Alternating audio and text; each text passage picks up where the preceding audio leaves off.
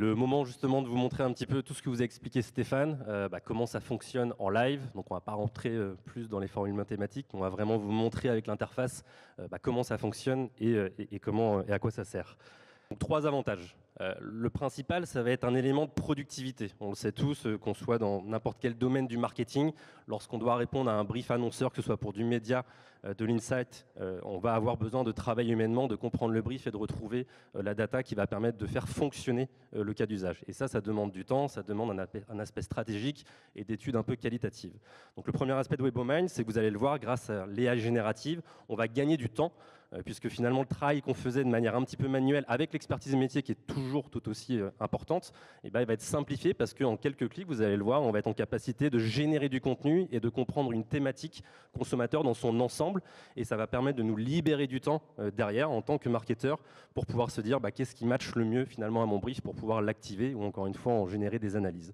Ça, c'est le premier avantage. Le deuxième avantage, ça va être une notion de précision. Stéphane le disait, on a changé un petit peu de paradigme. Au lieu de venir attaquer les contenus web avec des mots-clés, cette fois-ci, on va pouvoir les attaquer avec des phrases. Et à partir du moment où je nourris une IA avec une phrase plutôt qu'un mot, vous le sentez bien, on donne beaucoup plus de précision. Et donc, ça veut dire que les résultats qu'on va en tirer vont être plus précis et donc vont beaucoup mieux s'adapter à ce qu'on souhaite faire auprès de nos consommateurs. Donc, deuxième avantage, la précision. Et puis le dernier, c'est une notion aussi de reach, de volume. À partir du moment où j'ai une IA qui travaille aussi pour moi et qui me permet d'avoir une exhaustivité dans les résultats que je ressors lorsque j'adresse une thématique, c'est-à-dire que j'ai beaucoup moins de travail à faire de mon côté pour être exhaustif en tant qu'humain, mais l'IA le fait, ce qui veut dire qu'en résultat vraiment concret, en termes d'URL ou en termes de nombre d'identifiants que je vais pouvoir aller cibler, je vais avoir quelque chose qui va être beaucoup plus large. Donc voilà les 3 avantages. Donc on va passer sur un exemple. On aurait pu en tacler un nombre assez important. On a choisi l'exemple du déménagement. Pourquoi ? Premièrement, pourquoi le déménagement ? C'est une thématique qui est assez transverse pour toutes les verticales. Finalement, ça a un impact sur toute notre consommation propre à chacun, que ce soit à partir du moment où je recherche un bien immobilier jusqu'à l'achat de meubles, par exemple.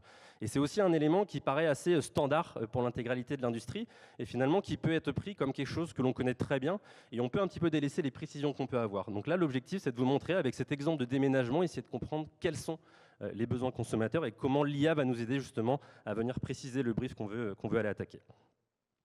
Donc la première étape, ça va être dans ce prompt ici, de venir poser une question potentiellement à l'IA. On peut y mettre un mot, on peut y mettre une phrase, on peut y mettre plusieurs questions, on peut mettre le brief qu'on a reçu d'une agence média directement d'un mail dedans, on peut quasiment tout y faire.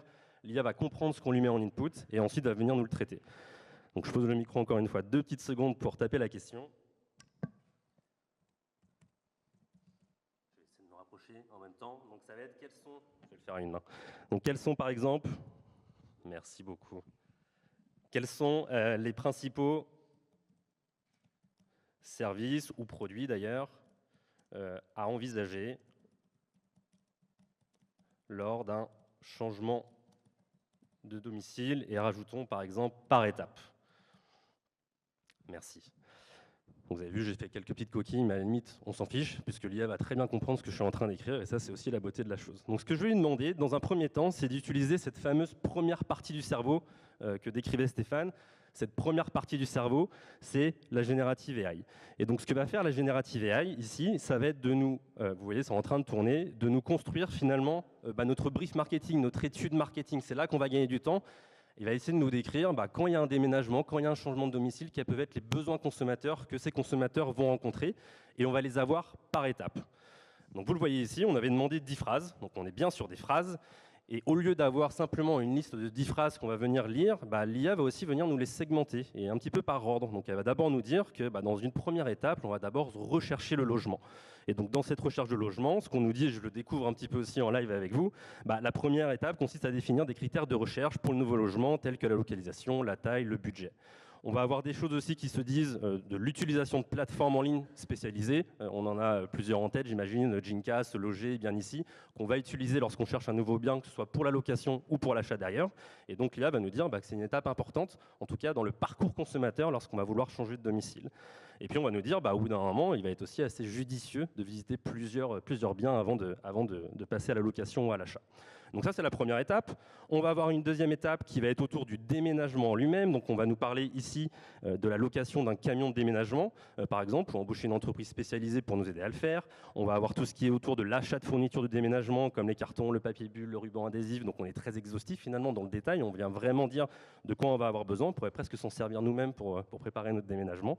Et puis on va avoir également des services et fournisseurs auxquels il faut penser, comme l'eau, l'électricité et l'Internet. Donc ça veut dire d'ores et déjà, si je suis une marque et que je suis un acteur de la télécommunication ou l'énergétique, je peux me dire que cette phrase elle va être intéressante pour aller chercher justement mes consommateurs derrière quand je vais aller retrouver les contenus web. Ensuite, on va avoir l'étape d'aménagement. Donc ici, on peut avoir l'acquisition de nouveaux meubles. Encore une fois, je me remets dans le contexte d'une marque. Je suis par exemple But ou Conforama, je vends des meubles. Donc cette phrase va être potentiellement une phrase qui va m'aider à identifier derrière les potentiels intentionnistes d'achat de meubles et donc je peux aller communiquer auprès d'eux. Et puis on va avoir comme ça, je ne vais pas vous faire les 10 phrases intégrales, mais on va avoir tout un tas d'informations ici. On parle d'assurance habitation, des systèmes de sécurité et puis des services de post-déménagement, par exemple, comme changer ses adresses auprès du gouvernement ou des banques, etc., etc. Donc d'ores et déjà ici, j'ai l'IA générative qui m'a donné finalement un brief exhaustif de quels sont les besoins consommateurs. Maintenant, j'ai complètement le contrôle. On parle d'IA, on ne laisse pas l'IA faire tout de A à Z, on a le contrôle. Qu'est-ce que ça veut dire le contrôle ? Premièrement, si j'ai envie de changer une phrase et supprimer un mot ou rajouter des mots, je peux le faire comme j'en ai envie. Ça, c'est la première chose. On laisse le contrôle à l'utilisateur. Et puis ensuite, en fonction de l'industrie dans laquelle je travaille, je vais choisir la phrase qui me semble matcher le mieux mon brief.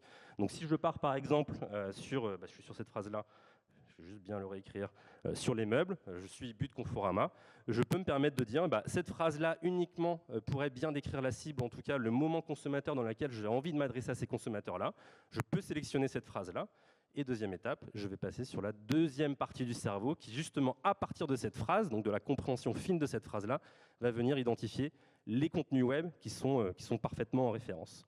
Donc pour ce faire, on va venir attaquer le réseau de pages web Weborama qu'on a en France, donc qui est composé de plusieurs dizaines de millions de pages web.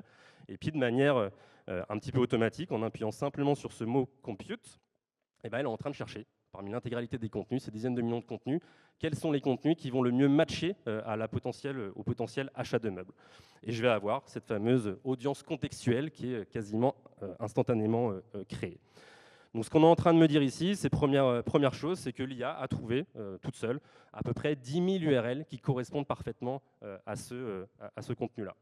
On va bien évidemment donner du détail. Encore une fois, le contrôle sur l'IA pour nous et l'expertise métier est très importante. Donc on soulève le capot systématiquement sur ce qui se passe à l'intérieur. Donc on va montrer les URL qu'on va avoir. Donc la première URL par exemple, c'est côté maison, espace, on pourrait aller lire d'ailleurs dans le détail, espace diaporama, quel meuble pour mon entrée par exemple. Ce qui est important ici, vous le voyez, on n'est pas sur un nom de domaine, on n'est pas simplement sur côtémaison.fr et basta. On va vraiment dans la granularité de l'URL et c'est extrêmement important. Parce que lorsque vous êtes sur un site web qui peut être généraliste, finalement, notre domaine ne va pas être assez précis. Et donc, on a vraiment envie d'aller cibler les URL qui matchent parfaitement le brief que j'ai sélectionné auparavant. Donc ça, c'est la première étape. On va avoir des notions d'affinité, de max score. Donc ça, c'est l'algorithme que Stéphane présente tout à l'heure qui nous aide à décider est-ce que cette URL elle est vraiment fine ou pas. Et donc sur un score qui va de 0 à 100, on voit qu'on a un score de 75. Et donc c'est une URL qui matche parfaitement nos contenus. On peut montrer quel type de texte était présent dans la page qui nous permet justement à l'IA de venir détecter que cette URL correspond à mon brief. Et enfin, on peut venir aussi sélectionner en fonction de ce score. On a toujours dans le média notamment cet arbitrage entre la précision qu'on a envie d'aller toucher et puis le volume qu'on peut avoir envie d'avoir. Et donc si je souhaite être plus volumique, je peux venir régler ici directement le score et là, instantanément, je passe à une audience contextuelle de 20 000 URL. Une fois que je suis content de ce travail, bien évidemment, je peux faire des allers-retours, je peux venir préciser, je peux venir créer plusieurs audiences, mais une fois que je suis satisfait du travail, j'ai simplement à venir activer mon audience. Cette audience va être populée au jour le jour, donc c'est quelque chose qui est très important. Ça veut dire que les URL qu'on trouve sur Internet bougent au cours du temps. On a des URL qui sont créées tous les jours, et donc ça veut dire que le modèle d'embeddings qui se cache derrière est sauvegardé et va être répliqué sur le réseau de manière journalière. Et donc on va être en capacité de manière automatique de venir récolter ces nouvelles URL et donc d'avoir des audiences qui sont fraîches, ce qui reste extrêmement important pour le média. Donc voici l'exemple WebOmind. On a pris l'exemple du déménagement ici. C'est un exemple encore une fois standard qui mérite d'être précisé. On peut bien évidemment attaquer tout type de sujet et ça va être l'occasion de vous montrer ce qu'on a pu faire pour Your Art, où justement il y avait un enjeu de spécificité et d'audience particulière à venir chercher, ce que WebOmind a très bien pu faire. Et donc j'en profite pour passer la main à Margarita, Camille et Laurence.